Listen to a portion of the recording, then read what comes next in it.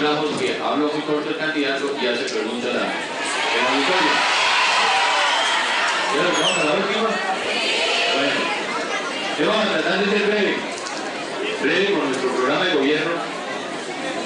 Yo partiría diciendo, en consideración de los colombianos, y cuando dije que yo quería ser presidente de Colombia, lo hice con un programa de gobierno. Un programa de gobierno que fuera el compromiso del candidato con el país, con su gente. Y por eso presenté un programa de gobierno. ¿Yo por qué estoy hoy aquí? Porque yo creo que tengo la obligación de venir a dialogar como lo estamos haciendo en las plazas públicas, también en las universidades, en los foros económicos, con los distintos gremios. Es la obligación del candidato a la presidencia de venir a compartir con ustedes lo que yo creo que son las prioridades o los problemas y las prioridades para resolver los problemas de Colombia. Y yo creo que ustedes también tienen un derecho, y es el derecho de también oír de sus candidatos, oír de quienes aspiran a la presidencia de Colombia, cuáles son sus planteamientos para resolver los problemas del país. A veces, yo creo que es importante compartir como hoy lo estamos aquí haciendo con ustedes, de que podamos ustedes y yo intercambiar posiciones, que nos hagan todas las preguntas que quieran con relación a lo que yo creo que debe ser el futuro de Colombia. Yo comenzaría diciendo que la base de mi programa de gobierno y mi propuesta, por eso digo yo que llegó el momento de la gente, llegó el momento de Colombia. Es un programa que tiene como elemento fundamental generar nuevas oportunidades para los colombianos. Nuevas oportunidades. Yo partiría de la base, y estoy partiendo en mi programa de gobierno, de que tenemos que cambiar la educación en Colombia.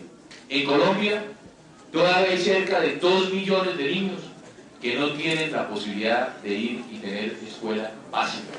Si nosotros no logramos educar a los colombianos, poco vamos a hacer para salir a competir en los mercados internacionales y para generar fuentes de empleo en el país. Por eso yo parto de la base de que en mi programa de gobierno y en mi gobierno, en los 4 años, vamos a generar, y yo voy a generar, la infraestructura que permita, como lo establece la Constitución, que todos los niños en Colombia entre los 5 y los 15 años tengan educación básica. Que la Constitución tenemos que hacer la realidad, y por eso yo tengo el firme propósito de que todos los colombianos puedan ir y tener la infraestructura de ir y tener una educación básica. Pero tenemos que ir más allá, y yo por eso estoy proponiendo en mi programa de gobierno que no solamente tenemos que darle la oportunidad a los colombianos de que quienes quieran ir a estudiar una carrera tecnológica lo puedan hacer, pero también que quien quiera ir a la universidad tenga esa posibilidad. Yo propongo un fondo especial que nos permita que los colombianos puedan financiarse su carrera universitaria. Yo les doy esta cifra, esta estadística. Hoy en Colombia, de cada 100 niños que llegan a la escuela y que tienen posibilidad de ir a la escuela, tan solo uno termina la universidad. Y ese uno que termina la universidad es porque tiene la posibilidad de pagar la universidad. Yo por eso propongo un fondo especial que le permita que todo colombiano que haya sido admitido en la universidad, que cumpla con unos requisitos académicos, pues le vamos a prestar la plata para que pueda estudiar. Pero se la vamos a prestar en lo que yo he denominado el crédito a la palabra, que simplemente con su firma, ese colombiano que ha sido aceptado, le vamos a dar la plata para que financie su carrera, si cumple lógicamente con promedios académicos, si cumple con notas, si cumple con una serie de requisitos que tengan las universidades. Pero es importante comenzar de nuevo a creer en nuestra gente. A ese joven con su firma le vamos a decir, aquí está la plata para que cuando usted termine, cuando usted se gradúe, devuelva, cuando ya tenga usted un salario, comience a devolver esos recursos a ese fondo para que otro colombiano que no tenía la oportunidad de estudiar y de financiar su carrera universitaria lo pueda hacer. Pero de la mano también tenemos que diseñar, y yo ya he comprometido que cerca del 25% de los maestros en Colombia tienen que comenzar a reeducarse. Y yo propongo un plan de reeducación del maestro colombiano. Hoy tenemos la posibilidad, hay los recursos, existen los recursos, pero también tenemos que llevar al maestro a que pueda volver a la universidad, a que pueda capacitarse de nuevo y que pueda regresar de nuevo a las aulas a preparar los colombianos que queremos. Igualmente yo propongo que tenemos que generar no solamente las oportunidades de educación, sino también las oportunidades de crear nuevas fuentes de empleo. Yo parto de la base de que si los colombianos están mejor educados, entre mejor educados que el colombiano, pues mejor trabajo va a conseguir.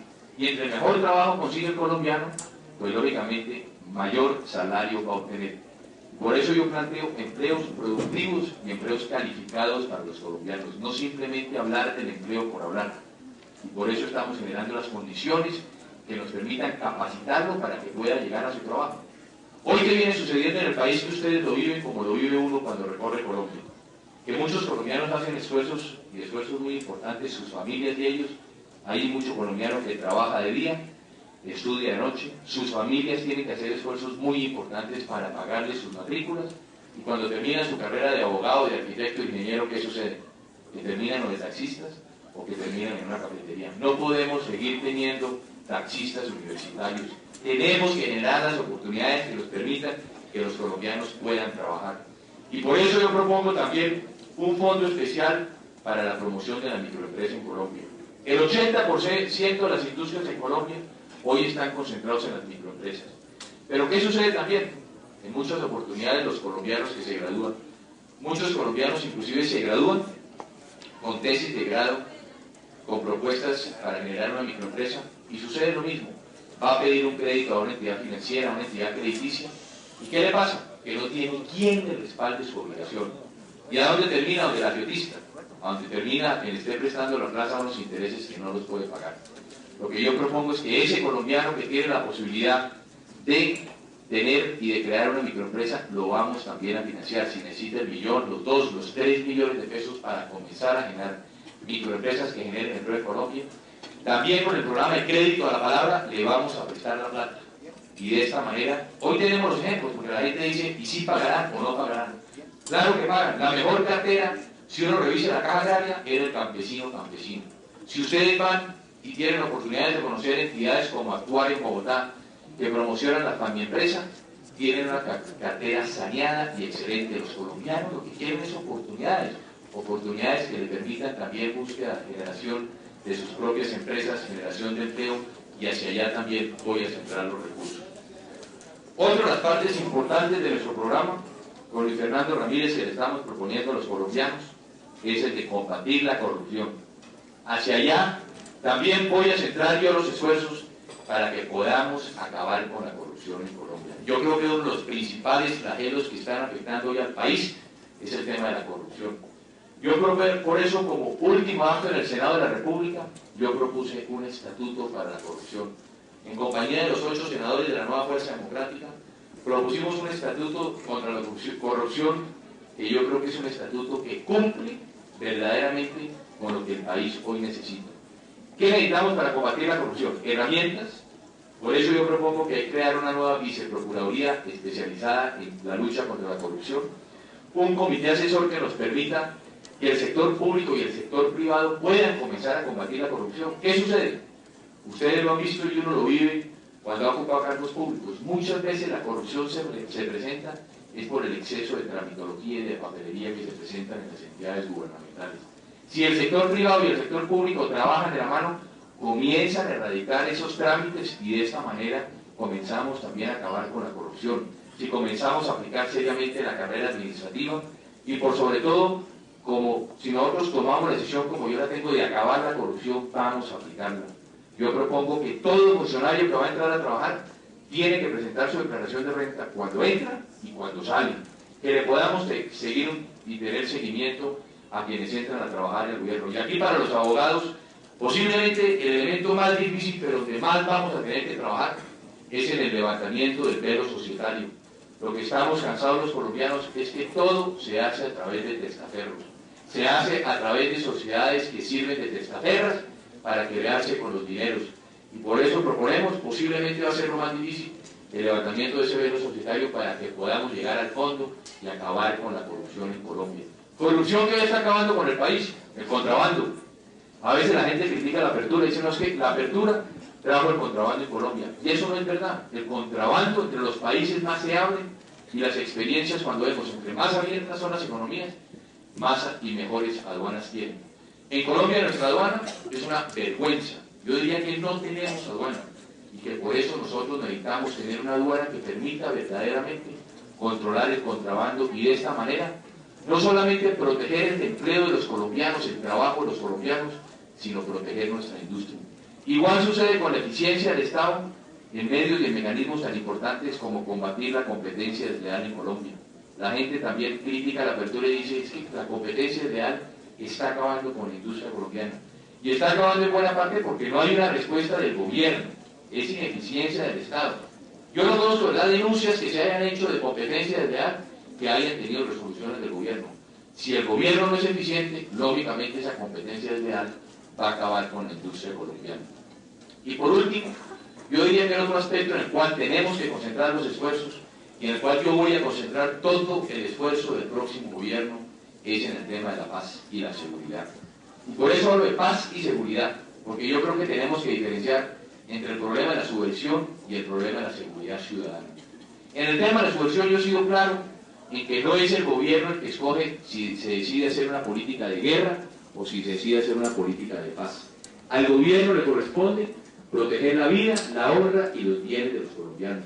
Quienes han tomado la decisión de hacer una política de guerra es y ha sido la guerrilla. Y yo por eso le he venido diciendo a la guerrilla los últimos días, que lo más importante para mí es que la guerrilla nos diga qué es lo que quiere la guerrilla. Yo no sé, yo le pregunto a ustedes si ustedes saben qué es lo que quiere la guerrilla. A medida que uno recorre el país y hace la pregunta, cada vez uno se da cuenta que los colombianos no sabemos qué quiere la guerrilla. Yo le he dicho a la guerrilla que yo sí sé qué queremos nosotros los colombianos de bien, que queremos la paz, que queremos la tranquilidad, que queremos que se nos acabe con el secuestro, que se nos acabe con el coleteo, que dejen de ponerle las minas quiebrapatas a los niños, que les están amputando las piernas a miles de niños en Colombia. Eso es lo que queremos los colombianos. Si la guerrilla nos dice que quiere hacer la paz y demuestra esa voluntad de hacer la paz, estoy dispuesto a hacerla, pero debe venir de ellos. Cuando la guerrilla ha querido hacer la paz en Colombia, hoy tenemos los ejemplos del EME, tenemos los ejemplos del PRT, del Tintín Lame, de la Corriente Renovación, del Ejército Popular de Liberación. Cuando hay voluntad de hacer la paz, se puede hacer la paz. Pero si no, yo he dicho que en mi gobierno seguiremos fortaleciendo las Fuerzas Armadas y que no voy a permitir que esos militares que cumplen con su deber terminen en el banquillo de los acusados. Lo que tenemos que hacer es fortalecer nuestras Fuerzas Armadas para proteger la vida, la honra y los bienes de los colombianos como los establece nuestra Constitución. Y por otra parte, tenemos que trabajar en el tema de la seguridad ciudadana, que es la seguridad que nos angustia a todos los colombianos hoy en día, yo creo que sin distingo de clase o de condición social. Hoy la gente tiene temor de enviar a sus niños a la escuela porque le roban los zapatos, le roban los textos escolares. El ama de casa está preocupada si su marido se demora porque no sabe si lo atraquen, si lo asalten, si lo maten. Está preocupada que va al mercado, se va a bajar de la buceta con su mercado y le roban el mercado. Entonces hacia allá tenemos que centrar esfuerzos. Hoy la policía, estamos buscando hacer una reforma de la policía. Yo creo que hay que invertirle recursos para hacer de la policía de verdad la policía que estamos anhelando después de la reforma. Pero también necesitamos de todos los ciudadanos para comenzar a combatir la inseguridad. Yo creo que la inseguridad no solamente es un elemento que está en manos de la autoridad, en buena parte está en manos de la comunidad y está en manos de todos nosotros. Yo me recuerdo una experiencia que hicimos en Bogotá con un programa en la alcaldía que se denominó El Buen Vecino. Nosotros comenzamos a hacer campañas comunitarias, comunidad y autoridad, en que comenzaba primero la gente a conocerse por sí misma. Hacían lo que yo denominaban los bazares de la cuadra, muchas veces ni siquiera los vecinos se conocían. Y si no tenemos la posibilidad de conocer a nuestro vecino, menos vamos a tener la posibilidad de librar una lucha contra quienes quieren acabar con nosotros. Se instalaban antenas comunitarias, comenzaron a bajar los índices de violencia en la ciudad. Comenzamos, y yo creo que es importante, a darle a la policía herramientas para que vuelvan a patrullar. En Bogotá se perdió el patrullaje. Por eso nosotros trajimos cerca de 300 radiopatrullas para fortalecer los calles, que por las horas de la noche, como las motos no deambulan por las calles, necesitamos fortalecer también el patrullaje y de esta manera pues tener de la mano de la comunidad y de la autoridad la posibilidad de diseñar programas que nos permitan salir adelante. Yo quiero dejar ahí y más bien dejo que ustedes nos hagan las preguntas que crean necesarias, no sé cuál sea el mecanismo, si las van a escribir, si nos van a preguntar, pero quedamos entonces y yo quedo a disposición de ustedes para que entonces nos hagan las preguntas. Y por eso yo le explicaba también en el Estatuto Anticorrupción, le estamos dando la posibilidad a los medios de comunicación de que también de una manera activa puedan involucrarse con la autoridad, los medios, la información que pueden lograr conseguir a través de la nueva ley, las informaciones de las empresas, para poder hacer un seguimiento también los medios de comunicación y de esta manera podamos nosotros también gracias a la colaboración no solamente de los ciudadanos y de los medios, hacer los seguimientos que nos permitan acabar con la corrupción en Colombia. Pero yo creo que ese artículo de la Constitución que establece que no habrá censura en Colombia es de los artículos más importantes para garantizar verdaderamente el desempeño de la actividad periodística y de los comunicadores sociales en Colombia. Financiar la mayoría de sus propuestas. A ver, yo creo que... A ver, esa es una excelente pregunta. Yo creo que en buena parte aquí podemos hacer todo un análisis de todo lo que debe ser la política que estoy planteando yo desde el punto de vista económico para el próximo gobierno. Tenemos que partir de la base de que hoy el país viene atravesando una difícil crisis, primero porque la gente hoy se está preguntando qué vamos a hacer con la revaluación, cómo vamos a combatir la revaluación en Colombia para permitir verdaderamente que sectores tan importantes como el exportador salga a competir en los mercados internacionales. Además, este modelo, el modelo de apertura que hoy el país, en el cual el país hoy se hace concentrado, el modelo de apertura lo que está diseñado es para que podamos salir a competir a los mercados internacionales y que podamos tener una verdadera industria exportadora. Entonces aquí vengo planteando básicamente dos aspectos. La revaluación la podemos controlar primero si nosotros controlamos la inflación, y hacia allá es donde deben centrarse los esfuerzos fundamentales a partir de este momento. Tenemos, ustedes lo están viendo, en el primer trimestre una inflación del 10%. Los índices del país son malos comparados hoy con América Latina. Hoy tenemos el caso de Argentina, logró combatir la hiperinflación. Bolivia logra combatir la hiperinflación. El Perú, que era un país que para muchos estaba más descuadrado que Colombia, comienza a combatir la inflación. Yo por eso he propuesto que al final de mi mandato vamos a llegar a una inflación de un dígito. Entonces, si nosotros logramos verdaderamente ejercer una sana disciplina fiscal, también vamos a evitar la revaluación. Y lo más importante, si nosotros logramos priorizar el gasto, que es lo que se viene sucediendo en el presupuesto nacional. Cuando uno como senador, ustedes van a ver el presupuesto, lo que estamos viendo es que hay una serie de partiditas financiando una serie de proyectos. Yo por eso propongo proyectos claros y amplios de beneficio social y de beneficio nacional. Si nosotros le damos esas prioridades a los proyectos que son fundamentales del país, vamos a poder construir los proyectos. Pero también no solamente podemos pensar de control del gasto y de darles prioridades al gasto de donde vamos a sacar los recursos, sino que tenemos que partir de la base que buena parte de la financiación de los proyectos que yo estoy proponiendo en mi programa de gobierno, estamos invitando a los particulares a que se vinculen a ellos. Por ejemplo, si ustedes revisan cuántos kilómetros de vía hace Colombia al año nuevos kilómetros de vía pavimentada, de carreteras nuevas, la cifra verdaderamente es ridícula. Uno leyendo las cifras, leyendo las estadísticas del Ministerio de Obras Públicas, tenemos que hoy el país construye al año 50 kilómetros nuevos de vías pavimentadas. De esta manera la apertura no puede sucederse. Si nosotros no tenemos las vías para comunicarnos no solamente entre el interior y la costa, sino para tener la posibilidad de que la costa se comuniquen entre sí mismos, poco vamos a hacer. Si nosotros no tenemos unos puertos eficientes, si nosotros no logramos generar mecanismos que nos permitan tener unas comunicaciones para competir, poco vamos a hacer de la apertura. Yo por eso propongo que con el sector privado vamos a construir cerca de 750 kilómetros de vías a través del sistema de la concesión, que vamos a darle las vías a los particulares para que ellos puedan desarrollar su actividad. Vamos a invitar a los particulares a que con el Estado construyan cerca de 4.000 kilómetros de vías, 4.000 kilómetros de vías internas del país para que nos permitan proyectarnos. Y por último, una diferencia que tengo yo con el doctor Samper Pizano, él propone un metro de Bogotá construido con impuestos. Él propone un metro de Bogotá construido con los impuestos de los bogotanos. Yo propongo una alternativa distinta. Yo propongo un metro como debe ser, que lo hagan los particulares, que lo haga Japón, o que lo haga Italia, o que lo haga Canadá, o que lo haga Francia.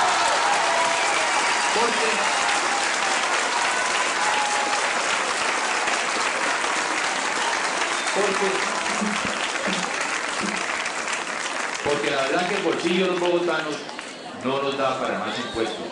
Hay propuestas. En la alcaldía me hicieron propuestas también para hacerlo.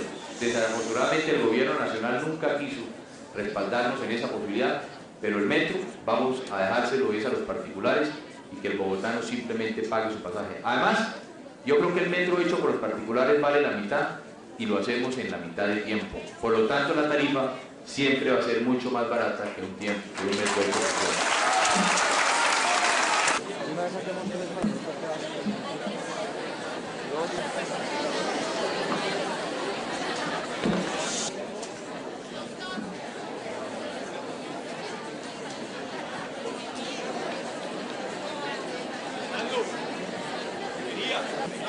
A ver, aquí hay una pregunta, yo creo que esta la cambiaré ya, porque dice qué piensa sobre la corrupción que existe. Yo creo que la corrupción ya es un tema que está ampliamente debatido con el estatuto que yo presenté a consideración del Congreso. ¿Continuará la ideología conservadora en la nueva fuerza democrática? No. La nueva fuerza democrática es un grupo en el cual están vinculados liberales, conservadores, independientes, y la nueva fuerza democrática mantiene como su candidato, que es Andrés Pastrana, una posición suprapartidista, pluripartidista. Mi candidatura sigue siendo una candidatura más allá de los partidos. Tenemos no solamente el respaldo del Partido Conservador, de buenos e importantes sectores del Partido Liberal, de sectores independientes, y la nueva Fuerza Democrática, como mi programa de gobierno, mantiene una posición suprapartidista.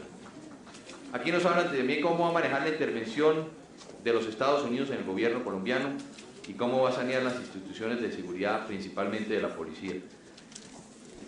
La intervención de los Estados Unidos con relación a los temas de ayuda, a los temas de programas que se vienen desarrollando bilateralmente entre los Estados Unidos y Colombia. Por ejemplo, en la lucha contra la droga, yo personalmente creo que esos programas tienen que continuar. El problema de la droga no puede ser un problema solamente de Colombia.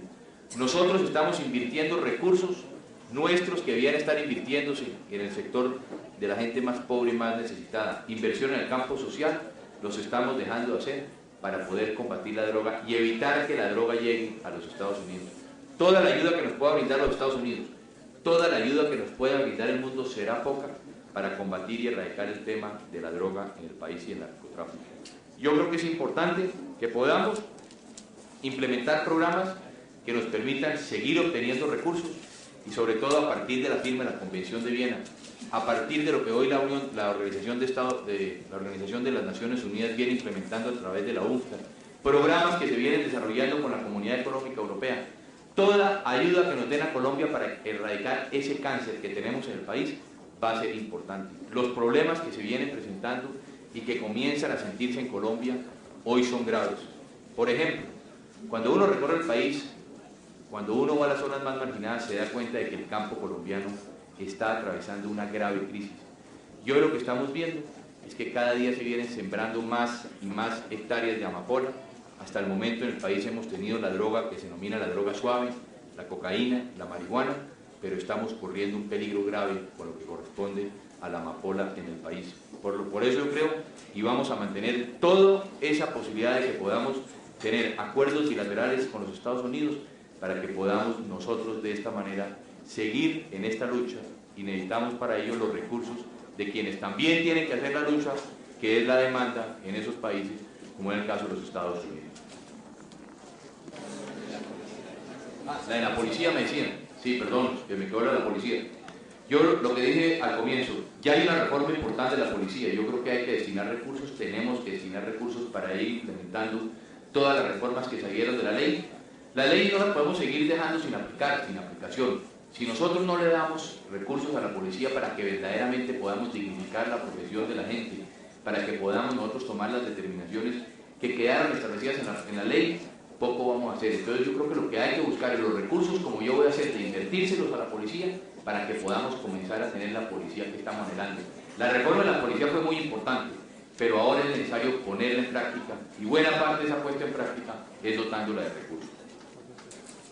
Turístico, y hoy en día este sector se encuentra en crisis. ¿Qué tipo de iniciativas, proyectos o planteamientos tiene usted dentro de su plan de gobierno para fortalecer este sector y a qué plazo?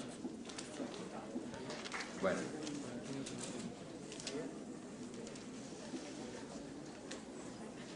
¿Tiene aquí para ver? Frente al sector turístico, yo creo que uno de los programas en el cual mi gobierno va a hacer los mayores esfuerzos va a ser en desarrollar la industria turística en Colombia, que actualmente es inexistente. Hoy el país tiene una excelente oportunidad, una verdadera ventaja competitiva con nuestra costa atlántica. Yo creo que tenemos que centrar en primera parte esfuerzos a buscar desarrollar las zonas francas de Cartagena y de Santa Marta. Hacia allá tenemos que centrar los esfuerzos. ¿Y cómo se centran esos esfuerzos? A través de la inversión del Estado. Yo creo que tiene que venir por parte del propio jefe del Estado y del propio presidente de la República la decisión de que podamos invertir en infraestructura. ¿Qué pasa? Si ustedes van a Santa Marta, el costo del acueducto de Santa Marta hoy se calcula en cerca de 25.000 millones de pesos. Santa Marta no tiene los recursos para construir ese acueducto. Si ustedes van a la zona franca de Cartagena, no tienen la posibilidad de, la ciudad no tiene los recursos para construir nuevos acueductos, inclusive están hoy en día ampliando de ellos la posibilidad de construir y de tener vías de comunicación, todo el tema de la tendida de las redes de electricidad para poder desarrollar las zonas. ¿Yo qué propongo? Que el Estado directamente se va a tener que meter la mano al bolsillo y vamos a dotar de infraestructura a esas zonas para que de esta manera podamos proyectar una verdadera industria turística en todo Colombia. Si desarrollamos Cartagena y Santa Marta, las playas de La Guajira y de San Andrés, comenzaremos verdaderamente a diseñar una industria del turismo y Barranquilla va a tener que ser el soporte fundamental para el desarrollo de estas zonas. ¿Y eso qué se necesita? Decisión política como la que yo tengo. ¿Qué pasó si ustedes tienen la oportunidad de leer lo que sucedió con Cancún? Hace 10 o 12 años, Cancún simplemente era un lugar selvático, no tenía ni siquiera una pista de aeropuerto. Hoy Cancún está generándole cerca de 1.500 millones de dólares a México por concepto del turismo.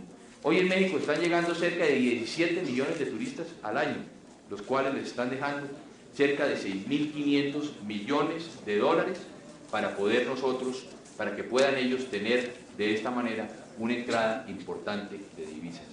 Segundo, ¿qué pasa con Colombia? Cartagena y San Andrés hoy nos están dejando entrar al país cerca de 30.000 turistas entran hoy a Colombia. Eso nos está dejando cerca, insisto, entre Cartagena y San Andrés, de 30 o de 11 millones de dólares, perdón, esos 30.000 turistas, 11 millones de dólares al año. Ahí tenemos un potencial.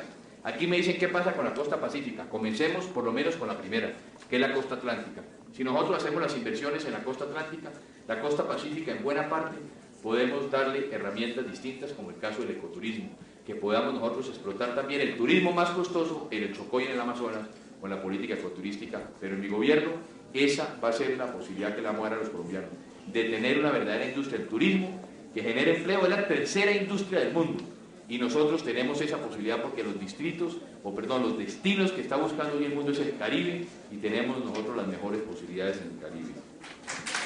Las encuestas son una tendencia, lógicamente, y de acuerdo con las encuestas nosotros vamos a ver si se tiene o no y cuáles son las correcciones que hay que hacerse, cuáles son las estrategias que hay que cambiar.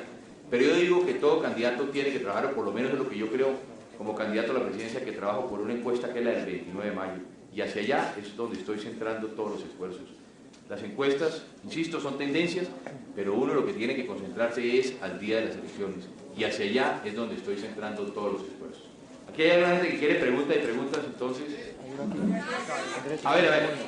Entonces, las mujeres primero.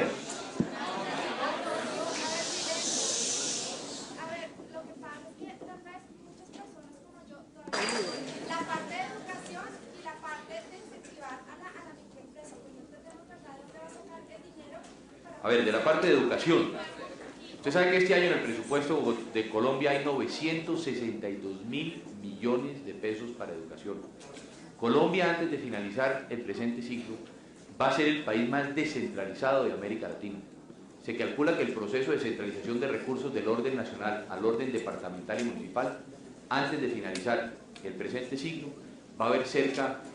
A ver, la cifra yo no la sé cómo decirla en números, la verdad, porque va a haber cerca de 4.000 millones para educación. Entonces, ¿qué es lo que falta? Decisión. Y por eso es que ya tenemos que llegar. La plata existe, los recursos están, y por eso es que nosotros tenemos que generar, en primera instancia lo que te decía, tenemos que generar cerca de 700.000 nuevos cupos de preescolar que hoy no tienen los colombianos, y cerca de 1.900.000 cupos que nos van a permitir que podamos tener la educación básica. Segundo, si nosotros generamos proyectos, y aquí también yo creo que el país le ha faltado decisiones importantes en cuanto a corresponde, y yo creo que en el gobierno colombiano tienen que dedicarse una persona simplemente a sacar provecho de lo que es la ayuda internacional. el mundo entero está prestando precisamente para cosas como la microempresa, para temas tan importantes, y nadie está tratando de conseguir esos recursos. Hacia allá vamos a buscar, pero en el propio presupuesto existen también posibilidades de recursos si nosotros le damos prioridades a esos temas. Y no solamente para crear microempresas. A mí lo que me preocupa es que hoy el país, como decía, cerca del 80% de las empresas en Colombia son microempresas. ¿Qué viene sucediendo? Que hoy se están quedando obsoletas porque no hay la posibilidad de obtener recursos para traer nueva tecnología, nueva ciencia.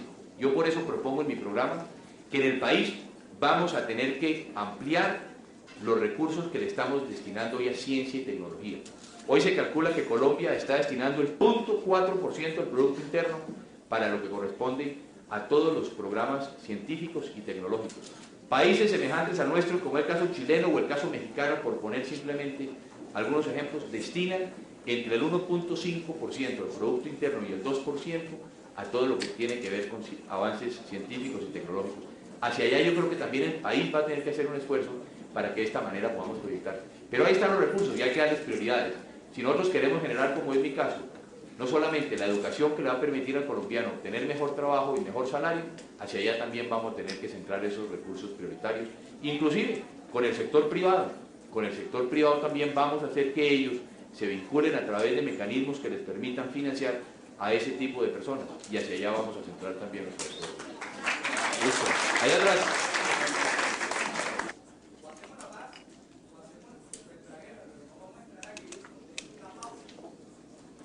Yo no sé si me explicaba, el gobierno no puede escoger entre la guerra y la paz, porque es que la Constitución establece que el gobierno tiene que proteger a los colombianos, por lo tanto tenemos que seguir protegiendo a los colombianos. Yo lo que digo es, lo que pasa es que no coincido con la tesis de mi contrincante del diálogo por el diálogo. Ese es un elemento que se acabó en el país. Entonces, si la guerrilla quiere decirnos a los colombianos qué es lo que ellos quieren, estamos dispuestos a oírlo.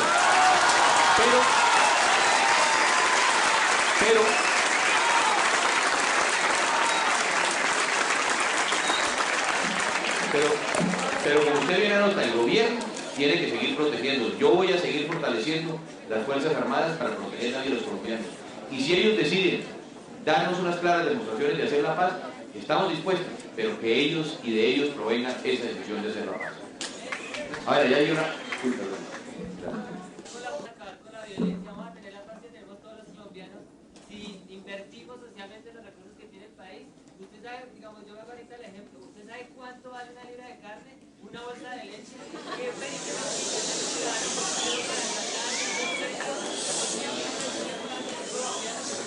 A ver, no, es una excelente pregunta. A ver, muy bien.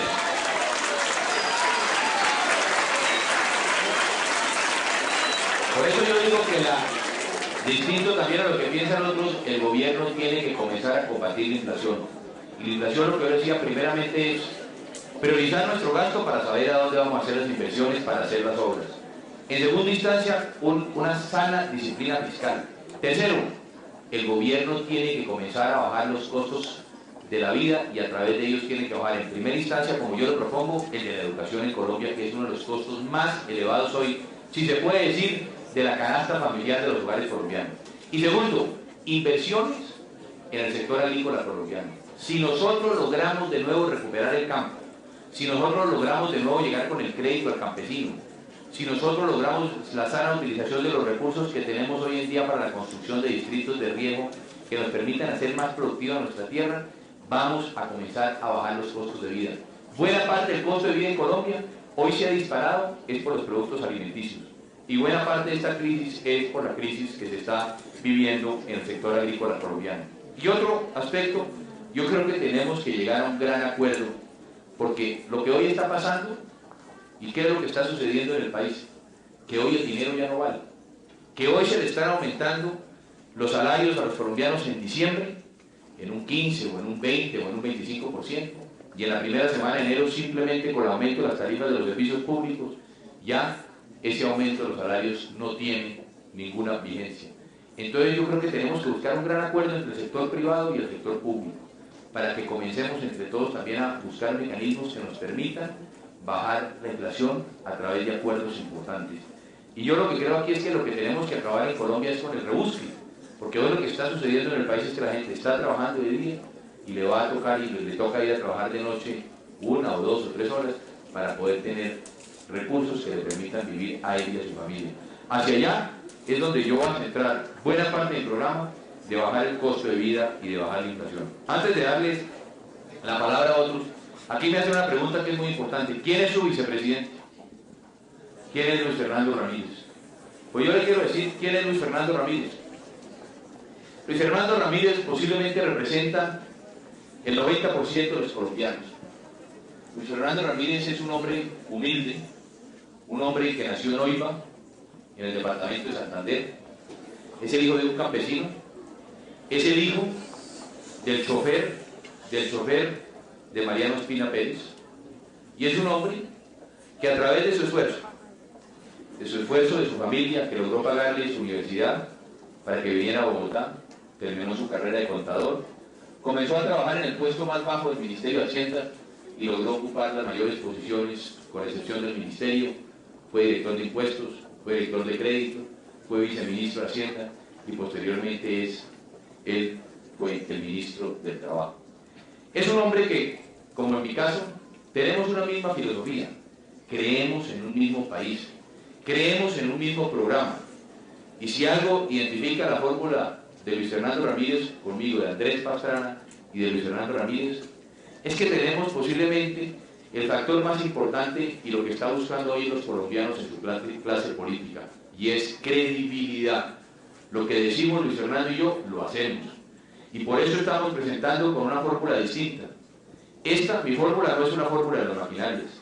Nosotros estamos presentando una fórmula suprapartidista, invitando a liberales, a conservadores y a independientes a que nos acompañen. Y a que nos acompañen especialmente ustedes, los jóvenes. El 60% de la votación en Colombia está en sus manos. Está en manos de los jóvenes. Si ustedes no saben y votan, no vamos a poder cambiar a Colombia. Muchos de ustedes no votan creyendo que están castigando a la clase política. Y por el contrario, yo creo que no votar es beneficiar a la clase política. Como digo yo, o uno hace la política o a uno le hace la política. Y por eso está en sus manos, en las manos de ustedes, insisto, el 60% de la población, de que puedan salir a votar.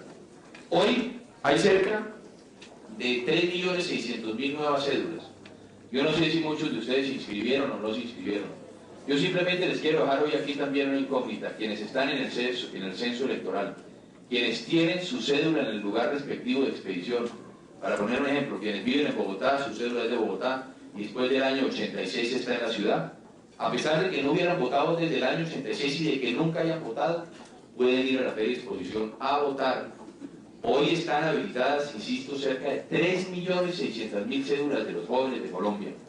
Y yo por eso los estamos invitando a ustedes a que nos acompañen, lógicamente, en esa fórmula, en una fórmula que piensa y cree en una nueva Colombia.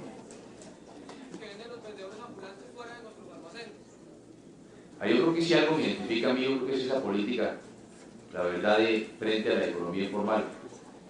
Esa fue una discusión que yo he tenido con Sanfer Pizano desde la época de la alcaldía, que él defendía a los vendedores ambulantes. Yo le dije, no, los vendedores ambulantes vamos a levantarlos de la ciudad y vamos a formalizarlos.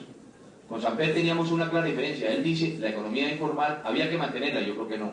Yo creo que teníamos que darle la posibilidad a ese vendedor informal de que se formalizara. Y yo creo que además hacia allá tenemos que seguir centrando nuestros esfuerzos. Yo creo que los ejemplos más importantes de América Latina fue el que hice yo en la alcaldía de Bogotá, de que pudimos levantar a los vendedores ambulantes, le dimos la posibilidad de entrar y tener ellos su propio edificio, su propio centro comercial. Los vendedores formales les ayudaron, comenzaron a darles la mercancía mucho más barata, comenzaron a ayudarles a formalizarlos, y yo creo que hoy esa es una de las experiencias más importantes de América Latina.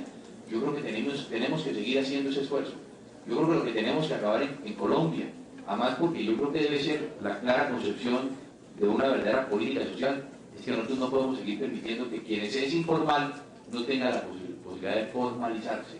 Que enseñar yo sí quiero centrar nuestros esfuerzos. ¿Cómo? Hay muchos mecanismos, microempresas, posibilidades como las que hicimos en Bogotá de los centros de la avenida 19 y del Chapinero, y de esta manera que podamos erradicarlos de las calles para que ellos puedan obtener mayores ingresos y que estén en mejores condiciones de vida. A ver. ¿Qué opina de la entrada del contrabando del Congreso? Bueno, eso está buena.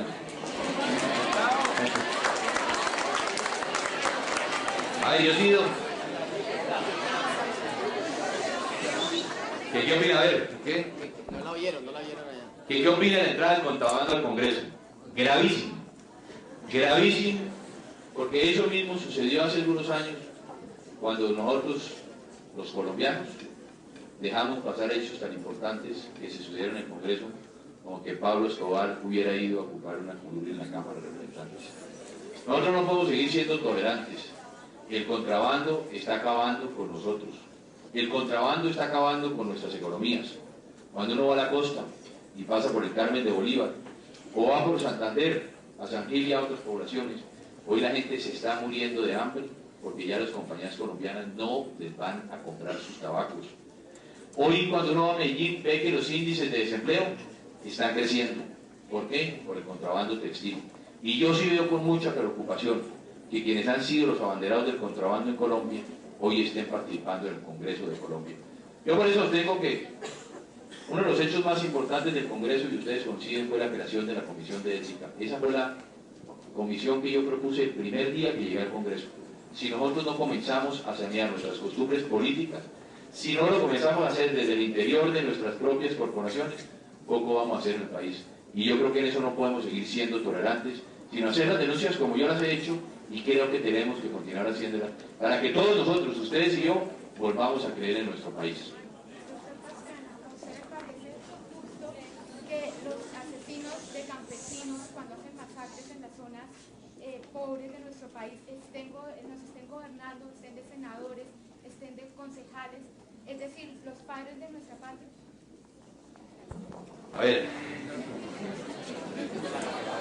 ver, lo que nos pregunta aquí es que dice que quienes han asesinado a los campesinos, quienes han asesinado a nuestros padres, si es justo que estén en el Senado de la República, si es justo que estén en el Congreso. A ver, esta es una política, si hicimos una política de perdón y olvido, y el país aceptó la política de perdón y olvido, yo creo que hay que aplicar esa política de perdón y olvido. Yo personalmente creo que en Colombia inclusive, por eso a mí me preocupa qué es lo que está pensando la guerrilla. Porque los colombianos, lo que hoy estamos viviendo es que nuestro mayor deseo, nuestro mayor anhelo es la paz. Y yo creo que los colombianos es que la mayoría de nosotros somos los que hemos demostrado que queremos la paz y no encontramos respuesta en ellos. Por eso yo propongo de una manera clara que nos digan qué es lo que quieren. Si hemos fijado la política, perdón y olvido, y la aceptó el país, la hemos aceptado. Y yo creo que tenemos que continuar hacia adelante. Es duro, no es fácil, pero se fijó una política y el pueblo colombiano creyó en ella y la respaldó. Inclusive la propia Asamblea Nacional Constituyente, en su artículo 12 transitorio, deja abiertas las puertas para quienes verdaderamente se acojan a un proceso de paz puedan tener representación en el Congreso. Ahí está la teoría de cómo se puede aplicar ese artículo y va a haber aspectos constitucionales que hay que definir, pero ahí hay una clara demostración también de que los colombianos lo que queremos es la paz.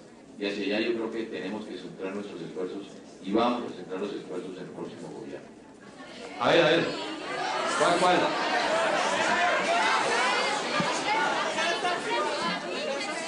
Se dice que va a fortalecer las fuerzas militares, Sí. pero son las fuerzas militares de los mayores generadores de violencia en el país. ¿Cómo puede contrarrestar eso? Bueno.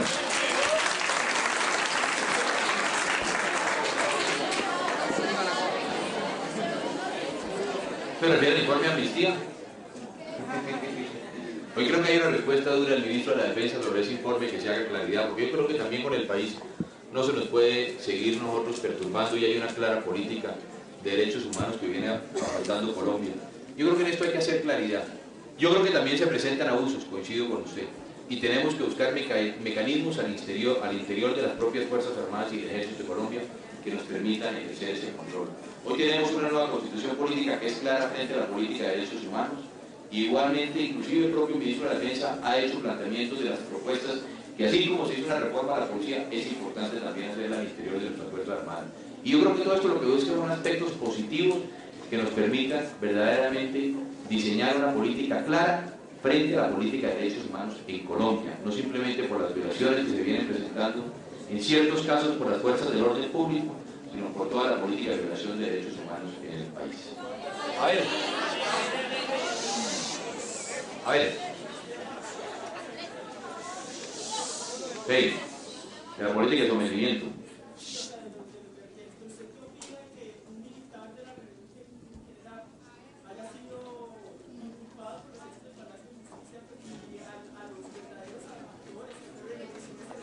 Sí. A ver, y aquí lo digo en el externado. Aquí lo digo en el externado, lo reitero, además porque es el sentimiento de esta universidad por ese acto violento del Palacio de Justicia. Exacto. Yo no sé si usted vio lo que dije en mi intervención. En mi gobierno, los oficiales que han cumplido con su deber no serán los que estén en el banquillo de los acusados. Yo le envié una carta al general Arias Cabrales respaldando y diciendo que posiblemente hoy el orgullo de los colombianos es un hombre y un general como el general Arias Cabrales. Yo la verdad que coincido que ese presión fue la democracia y en el gobierno no se va a permitir que se juzgue a los fiscales de contra con su deber. Yo no conozco, la verdad no conozco la posición del doctor Safer Pizano, pero yo sí le di un respaldo al general Arias Cabrales y creo que ha sido bien.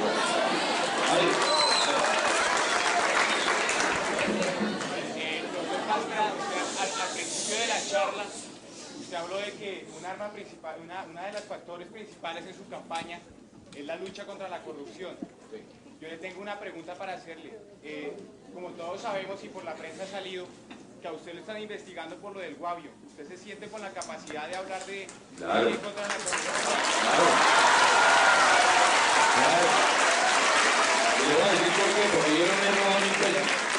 Y lo único que tengo claro en mi vida es que soy una persona sana, honesta y limpia.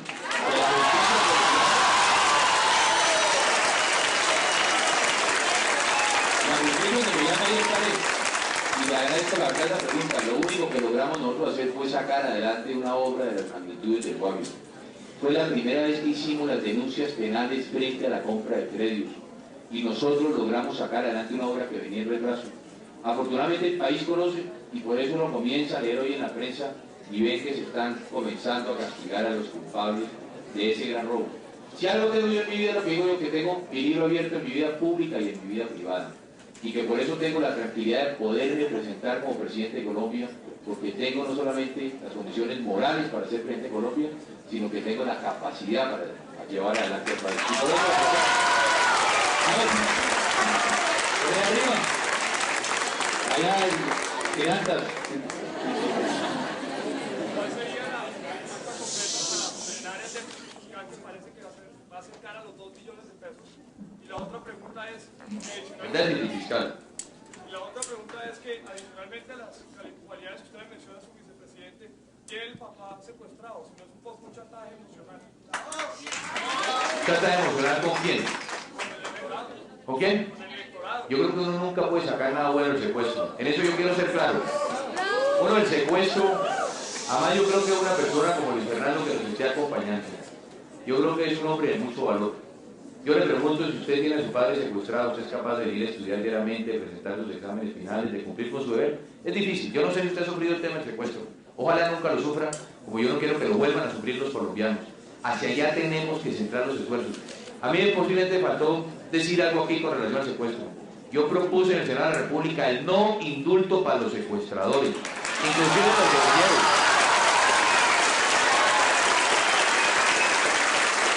Inclusive los guerrilleros.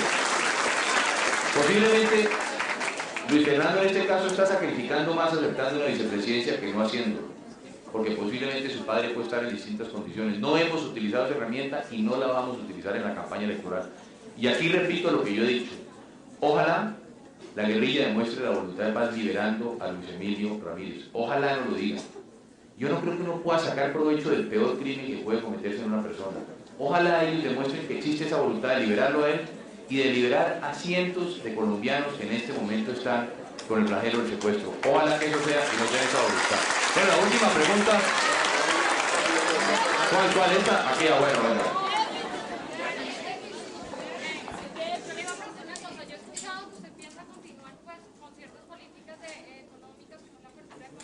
Sí.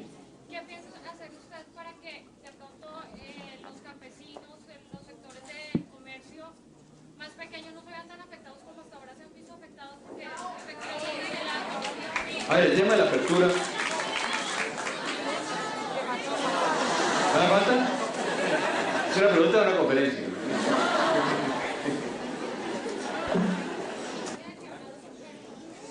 precisamente no ser como Samper.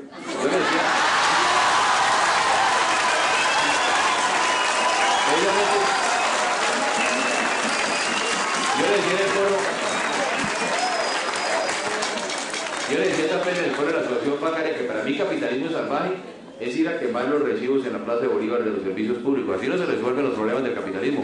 O oponerse, como me decían, a levantar los vendedores ambulantes, o oponerse a la privatización de la basura. Eso es capitalismo salvaje. A ver, ¿qué viene sucediendo? Samper también comienza a atacar al capitalismo salvaje, pero yo el otro día leí una rueda de prensa que él decía que fue el ministro que comenzó a hacer la apertura en Colombia. Entonces, una vez más, hay contradicciones. En Samper Pizano que dice, yo como ministro de Desarrollo comencé el proceso de apertura en Colombia. Y es quien critica hoy también ese proceso de apertura. Yo creo que el presidente Gaviria, y en buena parte, yo lo he dicho aquí y lo he hecho en los foros, el presidente Gaviria nos ha dejado sentadas unas bases para que podamos generar un nuevo proceso como ese de la apertura. Pero la apertura no puede ser un dogma. A la apertura hay que hacerle ajustes. Y yo creo que el más importante, como tú anotas, es el tema del campo colombiano, que está absolutamente abandonado por este gobierno. Que el gobierno del presidente Gaviria ha abandonado al campo colombiano. Que yo veo básicamente varios problemas. Si uno va a las zonas cafeteras, la broca acabó con los cafeteros. El precio internacional que viene afectando al grano también nos tiene. Hoy estamos hablando de que estamos pasando de 17 millones de producción cafetera a cerca de entre 9 y 10 millones vamos a llegar. Y si llegamos allá a Colombia, va a dejar de ser competitivo en los mercados internacionales. ¿Cómo podemos recuperar al campo? En buena parte lo que expresaba yo anteriormente. Crédito al campesino. Al campesino no le volvimos a dar crédito. Por lo mismo, porque el campesino, ¿qué está pasando con él? Que llega hoy a pedir un crédito a la Caja Agraria y pide el millón, o los 2 o los 3 millones de pesos, y la gente al final de la Caja Agraria le dice a la gente, ¿y con qué me va a pagar? ¿Con qué me va a respaldar usted esa obligación? El campesino inclusive dice, con mi tierra, y no se le están aceptando. No le están dando la posibilidad. Yo por eso insisto en el crédito a la palabra, que hay que volver a creer en la gente. A ese campesino tenemos que prestarle la plata con su firma, y de esta manera ese campesino pueda volver a sembrar. Segundo, no solamente podemos dejar al campesino dándole unos recursos, sino hay que hacer esfuerzos importantes en llevar mejores semillas, es decir, que la ciencia, lo que hablábamos aquí ahora, a través de llevar mejores semillas, pues va a tener mejor producción. Vamos a llevarle tecnología, vamos a construir los distritos de riego. Yo creo que el país tiene que hacer una inversión importante, existen inclusive los recursos internacionales para construir y mejorar los distritos de riego en Colombia. Hacia allá tenemos que centrar los esfuerzos para hacer más productiva nuestra tierra. Y recuperar el campo. El cafetero, al cafetero no lo podemos dejar abandonado. Yo he dicho que así como el café salvó a Colombia, ahora Colombia tiene que salvar a los cafeteros. Que tenemos que llegar con seguridad también. Y yo he dicho, y he venido sosteniendo, y en mi programa de gobierno yo quiero hacer un esfuerzo importante, y es en cambiar también el concepto que se tiene hoy del sector agrícola colombiano. Y tenemos que pasar simplemente de pensar al sector agrícola al sector agroindustrial. Colombia y el país va a tener que, como lo va a hacer mi gobierno, invertir recursos en todo el proceso de la agroindustria. Tenemos que cambiar esa mentalidad de que el campesino simplemente es un campesino, tenemos que volver al campesino, el empresario del campo. Y tenemos ejemplos concretos como el caso del café. El café, si vamos a un supermercado en los Estados Unidos, puede costar $4 la libra. ¿Cuánto le están pagando nuestros cafeteros? Los 90 o los 80 centavos. Inclusive si uno va al Japón, hay libras de café suave colombiano que se están vendiendo en $50 la libra. Y no está pasando, eso no nos está llegando a nosotros. Por eso yo propongo que, como el caso que sucede en Chinchiná, se tiene una planta de café liofilizada que ha permitido salir a competir. Hay industriales del sector privado que se han metido a diseñar y a proyectar industrias como el café de licor, el licor de café. Y yo creo que lo mismo tenemos que hacer nosotros en el sector agrícola. Mirar los mecanismos que nos permiten desarrollar la agroindustria, mayor valor agregado, como el caso chileno. Yo creo que Chile en este caso es una experiencia buena para nosotros. Pero esta es decisión política de Finagro y que las entidades crediticias del gobierno presten para que podamos diseñar una política que nos permita recuperar el campo. ¿Cómo? Y bueno, los comerciantes pequeños, yo creo que en buena parte, los comerciantes pequeños, ¿dónde están centralizados? Yo creo que en buena parte es el proceso de las microempresas en el país, lo que yo creo que viene sucediendo, y es que no estamos comenzando a ser competitivos porque no tienen nueva tecnología y se está quedando obsoleto, y tenemos problemas graves en Colombia. Yo por eso creo que tenemos que generar mecanismos que nos permitan que ese pequeño microempresario o famiempresario tenga la posibilidad también de tener recursos, como decía anteriormente, para diseñar toda una política que le permita, pues, proyectarse como industrial también el país. Yo la verdad que hay muchas preguntas, les agradezco, pero el problema es que tengo otro compromiso. La verdad, ya me criticaron el otro día por llegar tarde. Entonces, estoy en contra de la legalización de la droga. Estoy en contra de la legalización. La verdad que les quiero agradecer a todos ustedes y espero otro día poder compartir con ustedes otra vez. Muchas gracias, de verdad.